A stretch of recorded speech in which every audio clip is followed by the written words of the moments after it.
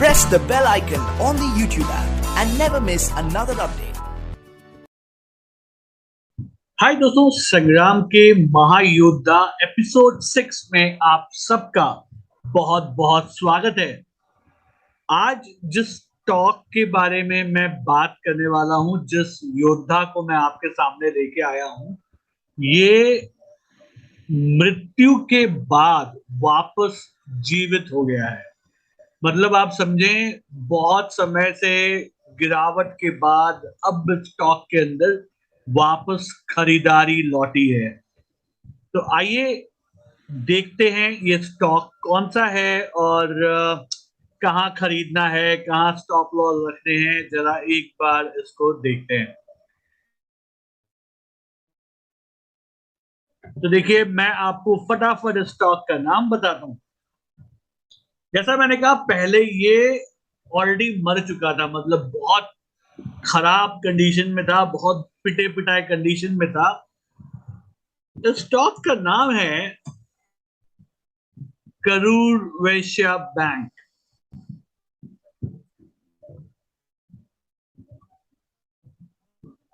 ये देखिए, ये इसका मंथली चार्ट है, आप देख सकते हैं। और इसको चूज करने के कारण मैं पहले आपको बताता हूं कि भाई क्या कारण से मैंने इसको चूज किया है संग्राम के महायोद्धा के एपिसोड के लिए। कंटिन्यूअस गिरावट के बाद आपने देखा ये थोड़ा बहुत ऊपर आया और अब इसने बॉलिंजर बैंड के ऊपर की क्लोजिंग दे दी है। तो आप सब जानते हैं, बॉलिंजर बैंड के ऊपर जब स्टॉक क्लोज करता है तो ये किसी भी स्टॉक के लिए बहुत ही इंपॉर्टेंट माना जाता है। तो यहाँ पे एक बहुत अच्छी क्लोजिंग आई है। तो पहला पॉइंट जो है वो आपका ये हो गया। दूसरा, जो लोग मेरे क्लासेस के अंदर हैं, एडवांस टेक्निकल के अंदर, मैंने आप लोग को सिखाया भी था। आप देखिए, ये इसका आरएसआई अभी कितना है, 65.79। ये भाई साहब देखिए, गिर रहे थे, गिरते गिरते कहां तक आए, मैं आपको कहां तक आया जरा वो भी दिखा दूं।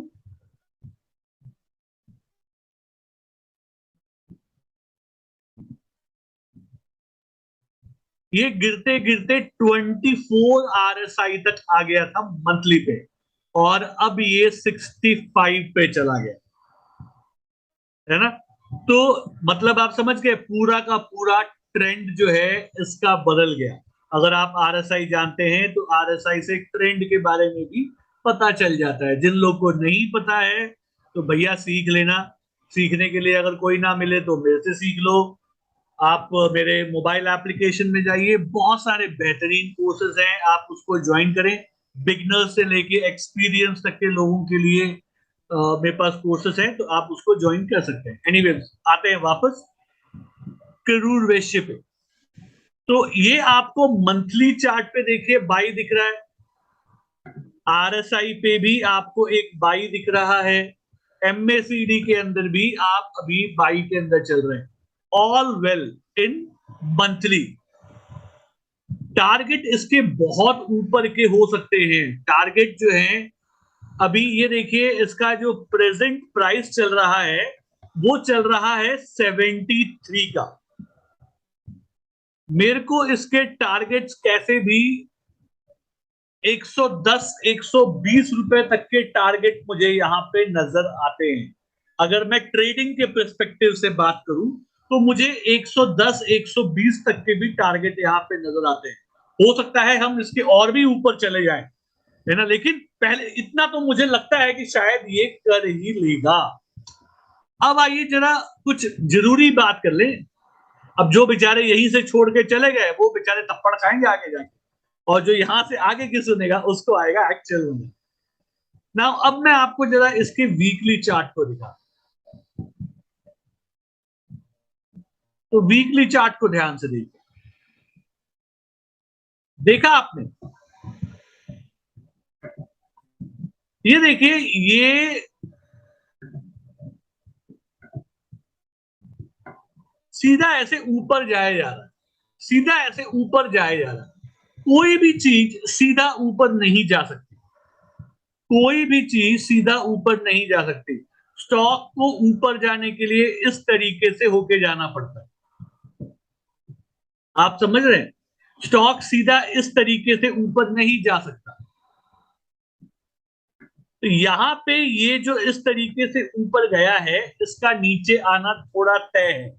अच्छा, अब इस बात को भी आप समझें, आरएसआई अभी 77.38 का है, यानी कि आप ओवरबॉट में है। तो आने वाले कुछ समय में आपको यहां से एक गिरावट जो है देखने को नसीब होगा, जरूर देखने को मिलेगा। आपको उसका वेट करना है, आपको उसका वेट करना है। अच्छा, अब जरा मैं एक बार आपको डेली चार्ट दिखा।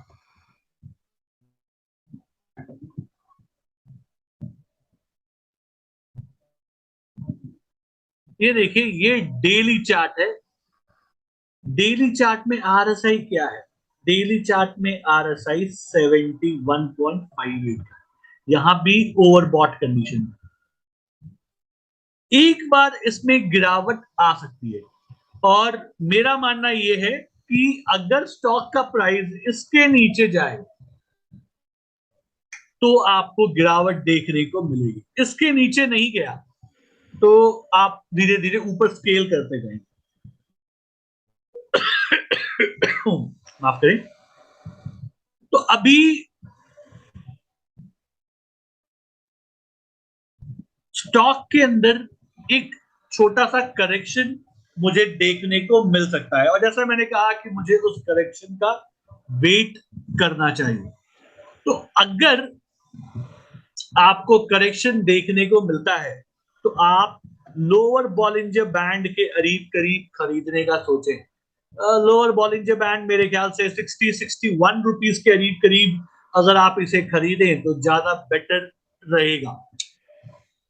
हालांकि मैं जो भी आपको बताता हूं वो इन्वेस्टमेंट के लिए बताता हूं, लेकिन फिर भी अगर मुझे थोड़ा सस्ता मिल गया तो अच्छा ही है। लेकिन अब सवाल ये आता है, सर जब ऐसा था तो आप मुझे आज क्यों बता रहे हो? आप जब गिर जाता उस समय आप ये मुझे बता। सर कुछ सीखना भी तो पड़ता है ना। सब कुछ मैं ही आपको रेडीमेड बना के दूं तो फिर आप सीखोगे कैसे? तो आज की लर्निंग मैं आपको सिखा रहा हूं। अब लर्निंग सुन लो। जो बीच बीच पे निकल जाते हैं बेचारे, उनकी लर्निंग चली जाती है, तो लर्निंग भी सुन लो। लर्निंग ये है कि जब आपको एक स्टॉक अच्छा लगने लगे कि भाई ठीक है ये स्टॉक मुझे अच्छा लग रहा है, तो आप उसको ना साइड मत कर दो कि भाई ठीक है मैं इसको बाद में ट्रैक करूंगा। ये काम नहीं करना। आप क्या करें, इसको जैसे अभी इसका प्राइस 73.95 का है, आप यहीं पे 1,000 रुपए का माल खरीदो। ज्यादा नहीं बोल रहा हूं, 1,000 रुपए का माल खरीदो। अब उससे क्या होगा? अब उससे ये होगा सर, आप इसको डेली ट्रैक करना शुरू कर दो। जब तक आप नहीं खरीदोगे ना तब तक आप उसको ट्रैक नहीं करोगे। जिस दिन आपने खरीद लिया आप उसको ट्रैक करना स्टार्ट कर दोगे। तो 1,000 रुपए का या 2,000 रुपए का अपना माल खरीद लीजिए। ज्यादा नहीं खरीदना है, आप एक अपना माल खरीद लें। उसके बाद जब गिरावट हो 60 के करीब करीब, तब आप उसमें थोड़ा सा अच्छा पैसा जो है आप निवेश कर सकते हैं। क्योंकि तब आप जब ये 60 पे आएगा ना, आप अलर्ट रहोगे, आप चार्ट को देख रहे होगे। वरना क्या होगा, मैं आपको अपने एक्सपीरियंस से बता रहा हूं, क्योंकि आपने यहाँ पे निवेश नहीं किया तो आप इसको कल भूल जाओगे, 2-3 दिन भूल जाओगे। हो सकता है इस 2-3 दिन में ये नीचे आके फिर निकल जाए ऊपर और आप बोलो ओहो मुझे तो पता ही नहीं चला, मुझे तो पता ही नहीं चला। जैसे मैं आपको भी एग्जाम्पल देता हूँ। मेरे कुछ दोस्त लोग हैं, उन लोग देवयानी के बारे में बात कर रहे हैं। देवयानी स्टॉक्स के बारे में बात कर रहे थे, देवयानी इंटरनेशनल। उनको उसे खरीदना था, उन लोग देवयानी खरीदना चाहते थे। आप देख रहे हैं देवयानी में प्राइस ऊपर जा रहा था, अब इन लोग इसे खरीदना चाहते थे। ये प्राइस नीचे आया, नीचे आके फिर ऊपर निकल गया, इनको पता ही नहीं चला। इनको पता ही नहीं चला क्यों? क्योंकि आप वहां पे निवेश आपने नहीं किया हुआ था। तो अगर आप थोड़ा सा भी निवेश कर देंगे ना, तो आपको ऑटोमेटिकली आपको करने की जरूरत नहीं है, आपका हाथ अपने आप वो स्टॉक को देखने का कोशिश करना स्टार्ट कर देगा, तो आप उसके अंदर फिर अपना पोजीशन बना सकते हैं। तो आज जो मैंने आपको स्टॉक बताया, इसका नाम है करूर वैश्य बैंक, और ये बहुत सालों की गिरावट के बाद वापस ऊपर आया है। और जब भी साहब कोई चीज मरने के बाद वापस उठती है तो किसी बड़े मकसद के लिए ही उठती है। कुछ है जो हमको आज मालूम नहीं है, लेकिन मैं आपको बता दूं, कुछ समय के बाद आपको एक खबर जरूर आएगी करूर वैश्य बैंक से रिलेटेड। खबर का वेट करना जरूर। आज का दिन याद रख लो और लिख लेना किसी पेपर पे कि मुझसे कहा गया था करूर वैश्य बैंक में कुछ खबर आएगी, और आप देखना उसमें एक जबरदस्त कोई खबर होगी जिसकी वजह से आज इसके प्राइस ऊपर जा रहे हैं। ठीक है, तो दैट्स इट फॉर टुडे। फिर आप लोग से मुलाकात होगी किसी और बेहतरीन स्टॉक के साथ, एक और महायोद्धा के साथ। तब तक के लिए सीखते रहिए, कमाते रहिए, खुश रहिए। अच्छी बात बोली, आपको अच्छी लगी तो ऐसे थोड़ा मार दीजिए हाथ, आप थोड़ा सा मार दीजिए, एक बार मार दीजिए। क्यों कष्ट हो रहा है आपको? अगर अच्छी लगी मार दीजिए।